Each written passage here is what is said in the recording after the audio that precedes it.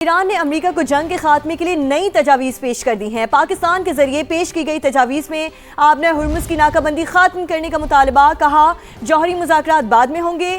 امریکی صدر ٹرمپ مذاکرات کی کامیابی کے لیے پر امید آج نئی ایرانی تجاویز سے متعلق اعلیٰ حکام سے ملاقات کریں گے، جس میں آئندہ کا لائحہ عمل طے کیا جائے گا۔ وائٹ ہاؤس کے مطابق کوئی بھی معاہدہ امریکی مفادات کو دیکھ کر کیا جائے گا۔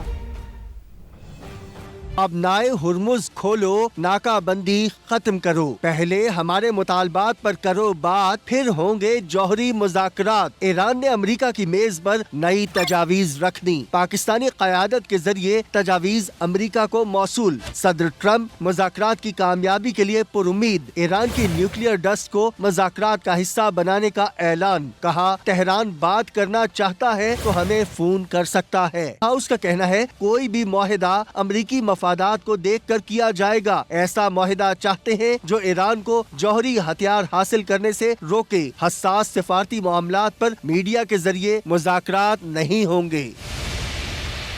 ایران کے وزیر خارجہ عباس عراقچی امریکہ سے مذاکرات پر دوست ممالک کو اعتماد میں لینے کے لیے متحرک، پاکستان اور عمان کے بعد روس پہنچ گئے۔ صدر پیوٹن سے ملاقات کی، حمایت پر شکریہ ادا کیا۔ روسی میڈیا کے مطابق عباس عراقچی نے روسی صدر کو ایران کے سپریم لیڈر کا پیغام پہنچایا۔ صدر پیوٹن نے مجتبی خامنہئی کے لیے نیک خواہشات کا اظہار کیا۔ صدر پیوٹن نے کہا کہ امید ہے جلد ایرانی عوام کی مشکلات ختم ہوں گی اور امن آئے گا۔ روس مشرق وسطیٰ میں امن کے لیے ہر ممکن مدد کرے گا۔ ایرانی وزیر خارجہ نے بھرپور حمایت پر روسی صدر کا شکریہ ادا کیا۔ دونوں رہنماؤں نے اسٹریٹجک تعلقات مزید مضبوط بنانے کے عزم کا اظہار کیا۔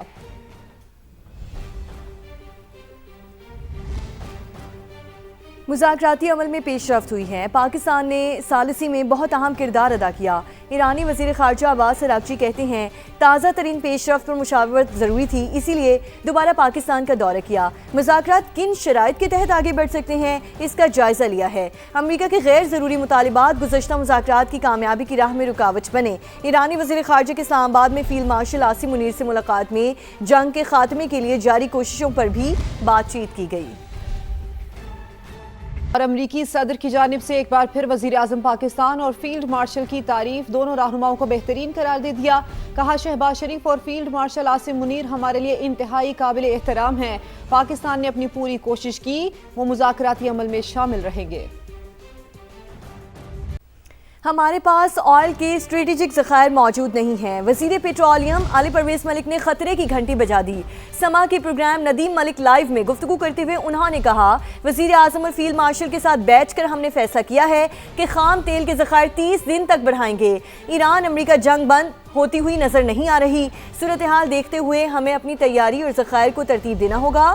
ڈیزل کی قیمت کے فارمولے میں تبدیلی کسی دباؤ کا نتیجہ نہیں، IMF سے 1 ماہ کے لیے لیوی کی رعایت لی تھی۔ ہمارے پاس تو کوئی آئل ریزرو نہیں، ہم تو کمرشل ریزروز پہ چلتے ہیں، ہم تو کمرشل ریزروز پہ چلتے ہیں۔ ہمارے پاس آئل ریزروز نہیں ہیں، ہمارے پاس اسٹریٹجک ریزرو حکومت کے ریزرو نہیں ہے۔ ہمارے پاس یا ریفائنریوں کو لائسنس کے تقاضے کے مطابق وہ کروڈ رکھتے ہیں، یا سر کروڈ جو ہوتا ہے وہ 5-7 دن کا ہوتا ہے، اور اس کے بعد جو آپ کا جو OMCs کے پاس ریفائنڈ پروڈکٹ ہوتی ہے وہ 20-21 دن کی ہوتی ہے۔ There is no strategic reserve. Absolutely not۔ یہ آج کیا کہتے ہیں، یہی تو میں نے آپ کو بتا رہا ہوں کہ لوگوں کو اندازہ نہیں ہے کہ یہ کرائسس کے اندر ہم نے That is the real crisis. G Do you have any plans to build that? Absolutely۔ اب ہم نے اس کے اوپر بھی ایک ورکنگ کمیٹی، ہمارے پاس ہر قسم کی ریسرچ، ہر قسم کے پیپرز تیار پڑے ہوئے ہیں۔ تو اب ہم نے جو پرائم منسٹر صاحب کے ساتھ اور وہ جو CDF کے ساتھ بیٹھ کے طے کیا وہ یہ ہے کہ ہم فوکس کریں کہ کروڈ جو ہے جس کی لائف بھی کوئی نہیں ہے، جو انفلیمیبل بھی اس طرح سے نہیں ہے، اس کے 30 دن کے سٹاک کے اوپر اپنا پروگرام بنائیں، اور جو ہمارے پاس فرق جگہ کے اوپر سٹوریجز موجود ہیں،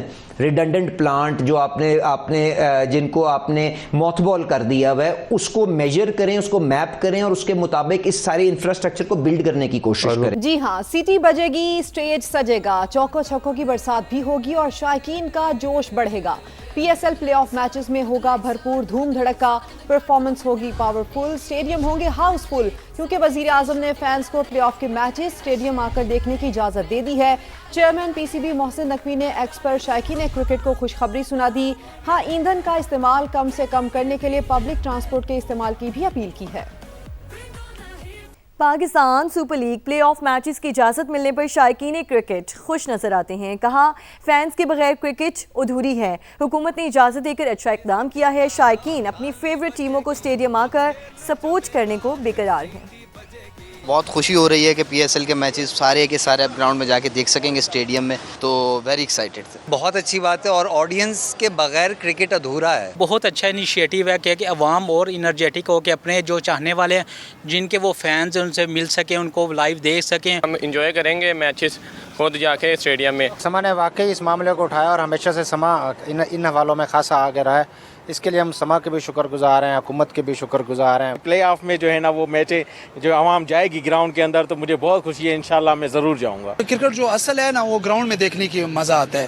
ہم وزیر اعظم صاحب کو بہت مشکور ہیں. کرکٹ شائقین کے بغیر نہیں دیکھی جاتی کیونکہ نہ مزہ آتا ہے اس طرح, تو یہ بہت اچھا فیصلہ کیا انہوں نے. مزید خبریں شامل کریں اور آپ کو بتائیں ایران سے آنے والے کئی آئل ٹینکرز امریکی ناکہ بندی توڑنے میں کامیاب. 40 لاکھ بیرل ایرانی تیل لے کر آئل ٹینکرز 24 اپریل کو خلیج فارس سے گزرے.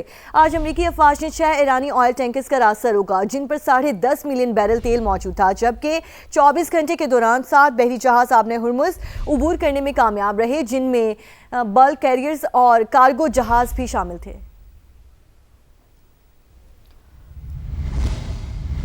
اور وائٹ ہاؤس کی تقریب میں فائرنگ, امریکی صدر کی سیکیورٹی مزید سخت کرنے کا فیصلہ. امریکی حکام نے خبر رساں ادارے رائٹرز کو بتایا کہ وائٹ ہاؤس کی چیف آف سٹاف رواں ہفتے صدر ٹرمپ کے سیکیورٹی پروٹوکول کا نئے سرے سے جائزہ لے گی.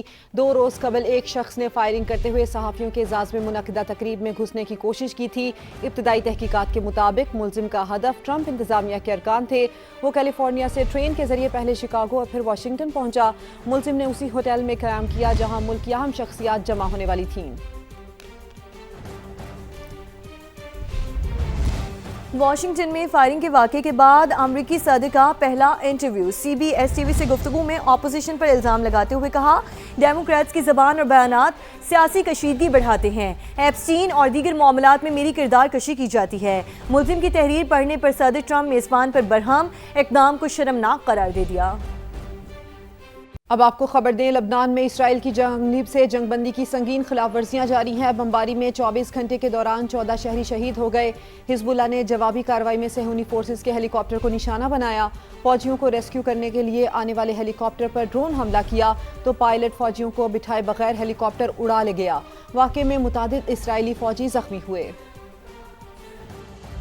شرح سود میں 2 سال بعد 1% کا اضافہ. اسٹیٹ بینک نے نئی مانیٹری پالیسی کا اعلان کر دیا. شرح سود 10.5 سے بڑھا کر 11.5% کر دی گئی ہے. ایران امریکہ جنگ پاکستان میں شرح سود سنگل ڈیجٹ میں آنے کی راہ میں بڑی رکاوٹ قرار. مشرق وسطیٰ کی صورتحال پر شرح سود میں تبدیلی کا فیصلہ کیا گیا. اسٹیٹ بینک کے مطابق تیل کی بڑھتی قیمتیں اور سپلائی چین معیشت پر اثر انداز ہوئی. تاجر برادری نے اسٹیٹ بینک کا فیصلہ مسترد کر دیا.